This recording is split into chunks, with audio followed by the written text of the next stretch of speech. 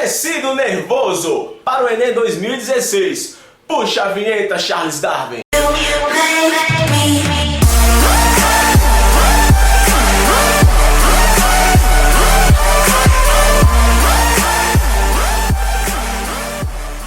Fala galera, se liga mais uma hora aqui no meu canal. Se você já é um inscrito, vai logo aí deixando aquele famoso like biológico. E se você é novo por aqui, aqui embaixo na descrição tem um link para você baixar uma apostila de biologia show de bola para você se preparar melhor para o Enem de 2016. Então é só clicar aqui embaixo no link e você vai baixar para você essa apostila. Hoje eu vou estar falando sobre o tecido nervoso. Olha, eu tenho que ter muito cuidado ao falar sobre esse tipo de conteúdo, justamente porque praticamente não cai sistema nervoso, pelo menos eu não lembro que tenha caído nas provas do Enem recentemente.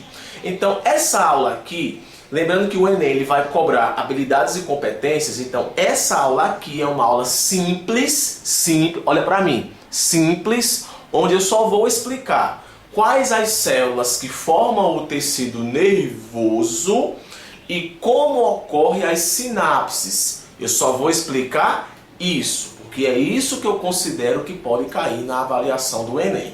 Se você quer algo mais sério, algo mais profundo, para vestibulares tradicionais, aqui no meu canal tem uma aula sobre neurofisiologia e sobre sistema nervoso. Vai lá e assiste, porque aqui para o Enem eu só vou explicar quais as células que formam o tecido nervoso e como ocorrem as sinapses. É isso que eu vou explicar. E no finalzinho da aula eu vou deixar um créditozinho explicando só os nomes das divisões do sistema nervoso. Só isso. Então, vem comigo aí entender essa bagaça agora. Beleza, então vamos aqui logo entender de cara logo esse negócio, porque de difícil não tem nada. Você sabe mais do que eu que o tecido nervoso é formado por células chamadas de neurônios. Toda vez que você escutar o nome dessa célula, está relacionada a sistema nervoso e a tecido nervoso. O neurônio é uma célula totalmente diferente daquela célula que você já está acostumado a ver em livros, aquela célula redondinha, bonitinha. Não, o neurônio ele é diferente, ele tem uma forma bem específica e bem conhecida. Aqui é o neurônio, uma célula gigantesca, linda e maravilhosa, e uma célula especializada na transmissão de impulsos nervosos. Por isso que essa célula acaba sendo aí totalmente diferente das demais células. O neurônio, ele possui regiões bem específicas, como os dendritos. Os dendritos, gente, é a região terminal de recepção. É a região que leva o impulso nervoso para o corpo celular. O corpo celular é essa parte que eu estou aqui apontando e é nela onde vai se encontrar o núcleo, as organelas, o DNA. Então, os dendritos, eles levam o impulso nervoso para o corpo celular. E diga-se de passagem que esse corpo celular é uma região de processamento, vai processar justamente a mensagem que aquele impulso está trazendo. E além disso, o corpo celular leva essa mensagem para os axônios, para passar para outros neurônios. Então, o que é o axônio? É essa arborescência maior. Então, eu tenho duas arborescências. Eu tenho a arborescência menor, que é chamada de dendritos, e a arborescência maior, que é chamada de axônio, que é essa parte aqui que eu estou apontando, que é gigantesca. Então o axônio é a região terminal de transmissão, é a região que vai levar a transmissão para o outro neurônio. Então quais são as três partes de um neurônio? Os dendritos, o corpo celular e o axônio. Essas são as três partes de um neurônio. Não esquece disso. Patrick, mas eu estou vendo aqui um nome chamado de bainha de mielina. Olha só, nem todo neurônio vai ter essa bainha de mielina. Neurônios que têm essa bainha de mielina são chamados de neurônios mielinizados. Tem neurônios que não vai possuir essa bainha de mielina. Qual é a função dessa bainha de mielina?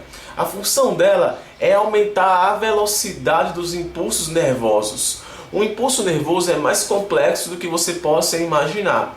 Então, para aumentar a velocidade desse impulso nervoso, existe a bainha de mielina. Diga-se de passagem que essa bainha de mielina não é produzida pelo neurônio, são produzidas por outras células. Justamente aí é que tem um grande erro o que leva as pessoas a errarem em questões. Quando pergunta quais as células do sistema nervoso, aí você só vai citar o neurônio. Não, não tem só o neurônio, existem outras células que auxiliam o funcionamento do neurônio. Uma delas são as células de Schwann.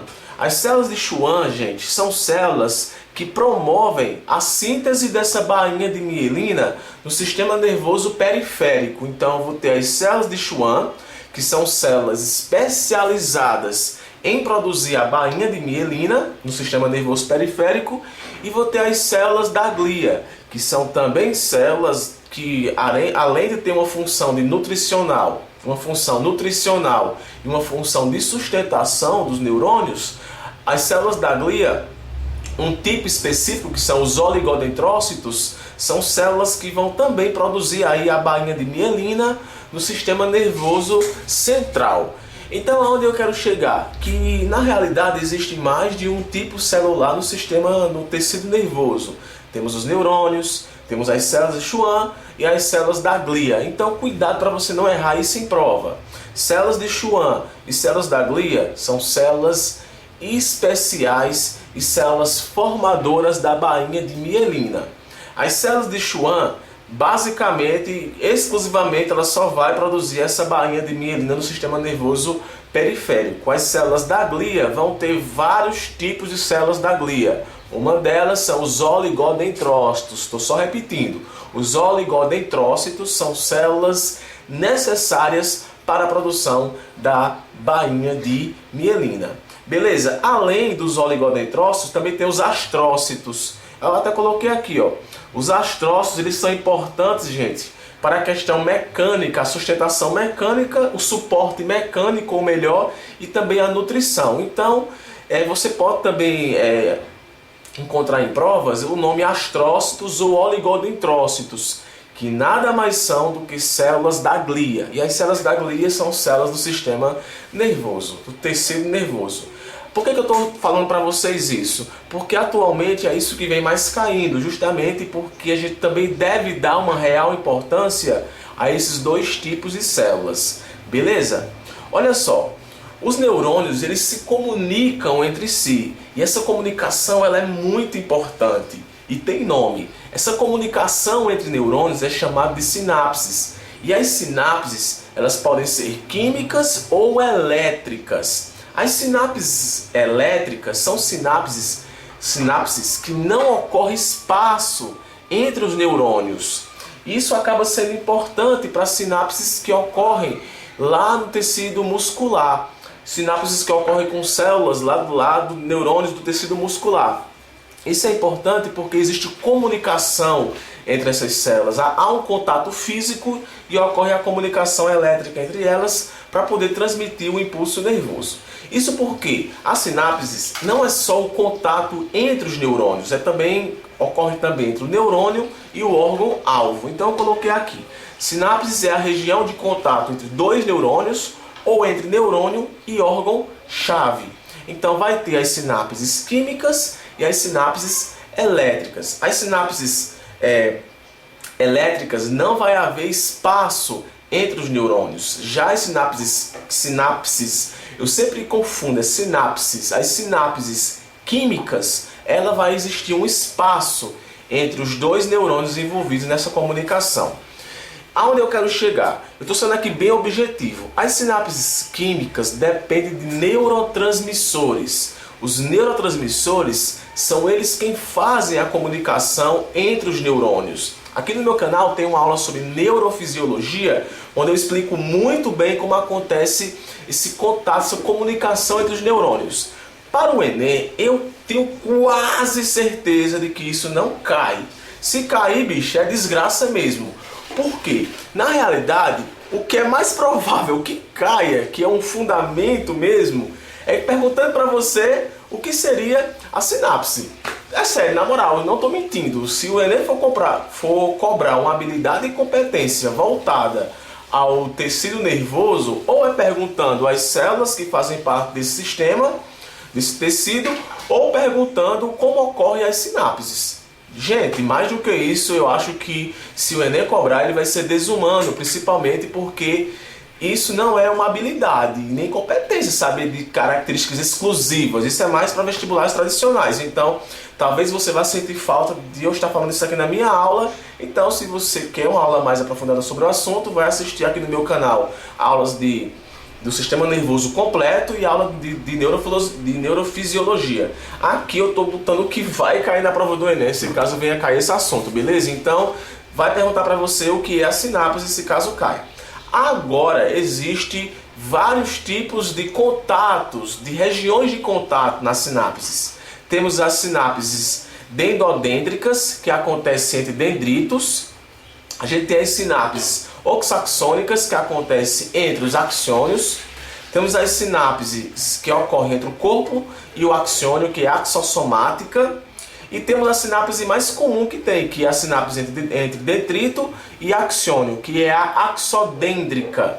Como é que pode cair uma habilidade disso no Enem também? Pode cair lá os tipos de sinapse, perguntando para você, mandando você assinalar qual é a sinapse dendodêndrica, ou a sinapse axoaxônica, ou a sinapse axossomática, ou a sinapse axodêndrica. Isso para poder cobrar de você duas habilidades. Uma delas é você saber o que é a sinapse e outra delas é você saber o nome da comunicação entre as sinapses.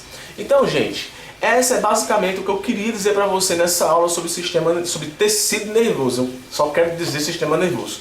Sobre tecido nervoso. Então eu expliquei para você o que é as sinapses, como elas podem acontecer. Expliquei para você qual o nome das células do tecido nervoso e como ela está organizada. Como uma espécie de crédito, só quero colocar aqui para você a divisão do sistema nervoso. Então tem o sistema nervoso central, que envolve o encéfalo e envolve a medula espinal, e temos o sistema nervoso periférico, que envolve o sistema nervoso somático, sistema nervoso periférico somático e o sistema periférico autônomo, que vai ser simpático e parasimpático. Essas divisões, elas são bem importantes para a funcionalidade do sistema nervoso, como ocorrem as ações autônomas, como ocorrem as ações voluntárias. É também dentro do sistema nervoso que você vai ver os tipos de nervos, os nervos motores, os nervos sensitivos. Então, essas partes mais específicas o Enem acaba não abordando e nunca abordou ao longo desses anos, pelo menos das provas que eu tenha visto. Então, gente, espero ter ajudado para você, espero ter ajudado de alguma forma. Se você gostou, deixa aí o like biológico, lembrando aqui que essa aula foi uma aula mais simples, justamente porque o sistema nervoso para o Enem, eu considero que isso vai cair, que isso pode cair. Se eu estiver errado, vai me desculpando, mas é isso aí que eu queria que você soubesse. Beijo, valeu e até a próxima!